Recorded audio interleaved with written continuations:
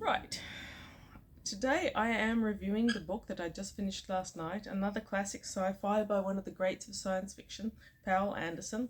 This one is Orbit Unlimited, with some brilliant classic sci-fi cover art, Statue of Liberty indicating that the colonists come from primarily America, some aerodynamic spaceships, not that they ever actually go into the air in the book, a huge planet they're going to. It's all very spacey and classic and science fiction-y.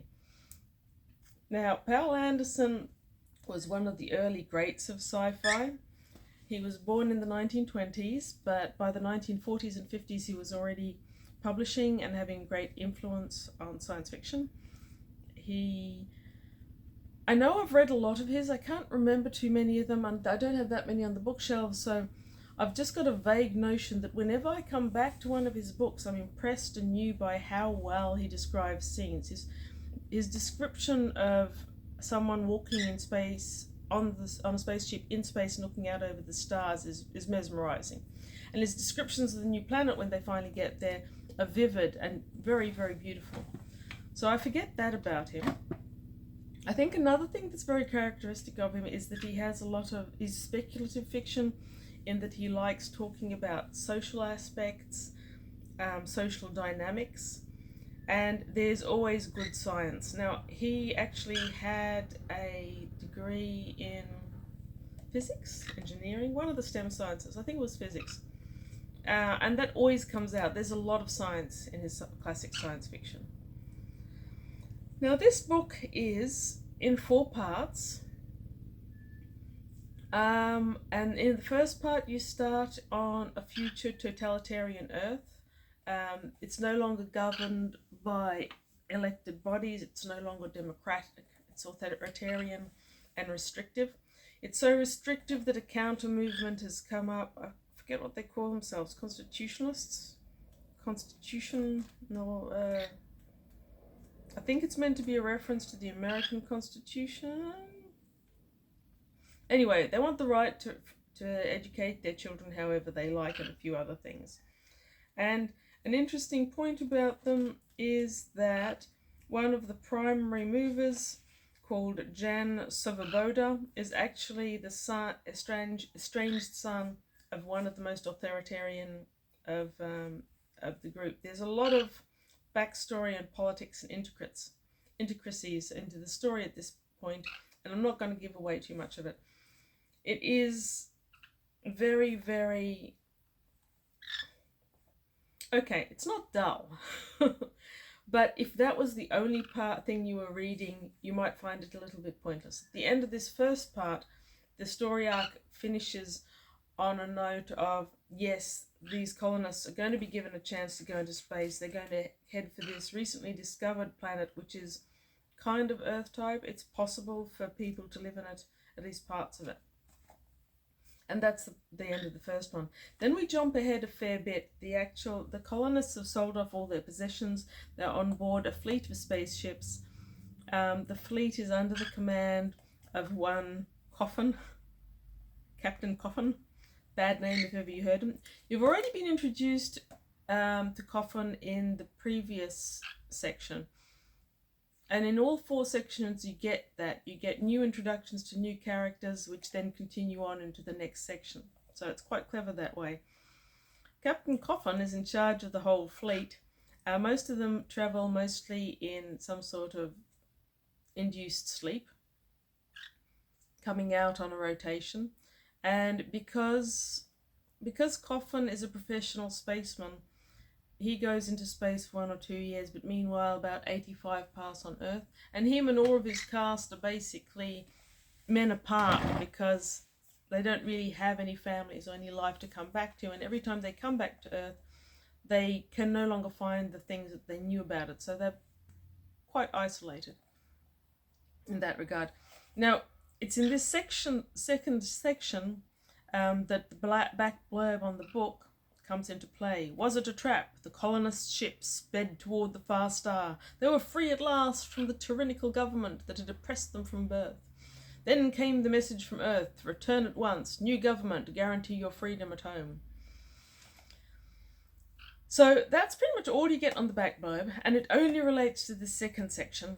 And this second section is exciting and innovative, and it basically all takes place on the ships. It introduces Captain Coffin's dilemma. It introduces a second in command, and it introduces a woman called Teresa Zeleny, who comes into the subsequent stories. The decision that Captain Coffin makes, that's never not going to be funny, causes him to give up his command. And in the third section, they've already reached the planet. You've got the spacemen and the colonists have been woken up. You've got the spacemen and the colonists not getting along so well as they establish the basis of the new colony. And that's a whole different story. It sets the scene for more characters and the situation. And that's the one with probably the most science. You see a little bit of science in the second story where they talk about the fleet and travel and so forth. But the most of the science comes when you talk about gravity and radiation and various issues that arise that are the story arc of the third section. The fourth section, and they're getting better and better as they go. The first one would be dull as a story on its own.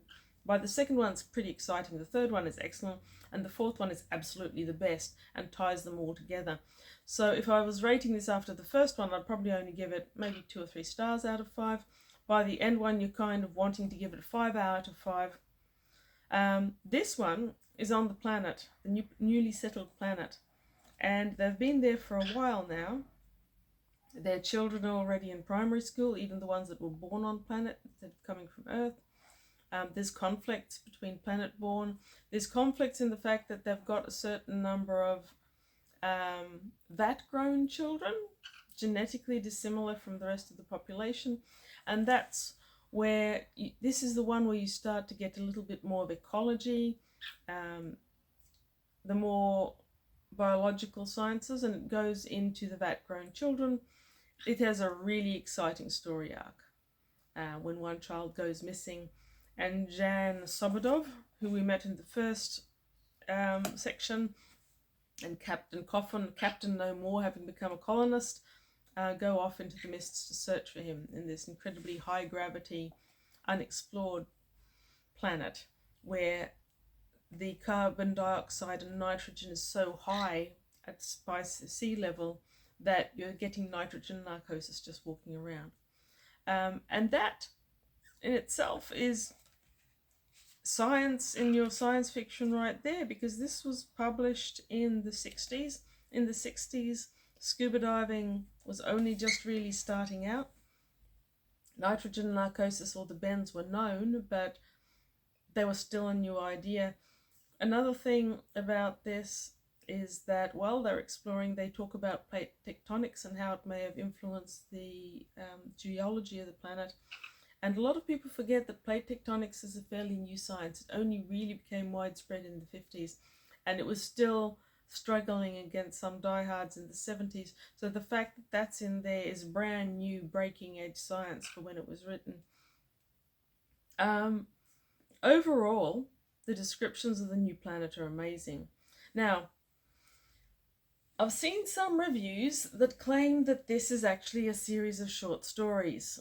You can look at it that way, but I wouldn't call it short stories. They are all the same narrative and the same characters throughout. Not all the same characters, but some of the characters persist from the start to the end. And more importantly, aside from the first one, you can't really read them independently, because the characters that are introduced in the first persist into the second and the third, but they aren't reintroduced, so you have to know them from the earlier story. If you came into this and tried to read the third story without having read the previous ones, you wouldn't really know what it was talking about, and the fourth would be utterly impossible if you hadn't read all the previous ones. So even though you've got a staggering of the scenes, and you've got a lot of time between part 1 and part 2, even more time between part 2 and part 3, etc., etc., I really can't see these as short stories. They're not even you can't even individuate them as much as you would, say, James Blish, City in Flight. Those are three stories. You can read them as a novel straight through, but you can read each one independently. These ones I very much feel that you can't read independently and enjoy them. What else to say about it? The science is great, and there's plenty of it. There's the physics, there's the astronomy, in astronomy it was actually ahead of its time, because the system that actually the colonists went to, and I've forgotten its name because I'm not an astronomer, but yeah, so the system that they actually went to has been found to have a planet surrounding it, and it is actually thought by modern astronomers, I believe, to be one of the high potential ones to possibly have Earth-like habitation. So there's that, there's the physics science, there's the social science in the beginning, and I think Poul Anderson does always do this. I think he always has the social science as well as the actual science, and producing a really good story. There are some negatives, so I'd probably end up giving this 4 out of 5. 3.5 out of 5 for half of it, but more the rest. Yeah, maybe 3.5 to 4 out of 5. It's got some quirky things. So, Poul Anderson was born in the 20s, and he was writing in the 40s and 50s. That was his formative writing. You can't expect him to think like a 2020s person, and he doesn't. Women don't want to be pioneers. They only do that to please their husbands. They aren't scientific. They can't understand science content. What else? Oh, yes. Going into space, you have to separate them. You have to put the women on their own little spaceships, which are guarded by men, but the men don't stay on the spaceship. Because apparently the temptation of the women, all these light years from Earth, would put too much of a stretch on the men, and they wouldn't be able to control themselves. Yeah, right. What can I say? You just have to remember he was born in the 1920s. Even more so, the bit that really dated it for me was in the 4th section, and they're talking about schooling. I'm delighted that in 2020 we are making bullying socially unacceptable. I'm delighted that Australian schools are doing everything in their power to limit it. We're trying to make sure that people realise it's not acceptable behaviour. We are doing everything that we can to eliminate this horrible form of social torture that was, in the 20s, and in my early years at school even, to be thoroughly acceptable. Bullying children in the school bus, thoroughly acceptable. Beating up a kid behind the background because he's different to everyone else. Well, darling, you just have to try and get along with them better. That was the bit in the 4th story that really dated it for me. And born in the 1920s. What can I say? If it wasn't for these two fairly small lapses, misogyny and pro-bullying, then I would say that this book hasn't actually dated badly at all. It's got so many juicy, beautiful social and science concepts, and so many beautiful visions of new worlds and stars. I think that if you can ignore the slight anachronisms, you will enjoy it thoroughly if you like classic science fiction. Anyone who likes Poul Anderson, I think you'll like it. Anyone who wants to read good classic science fiction, I think you should try it. Thanks.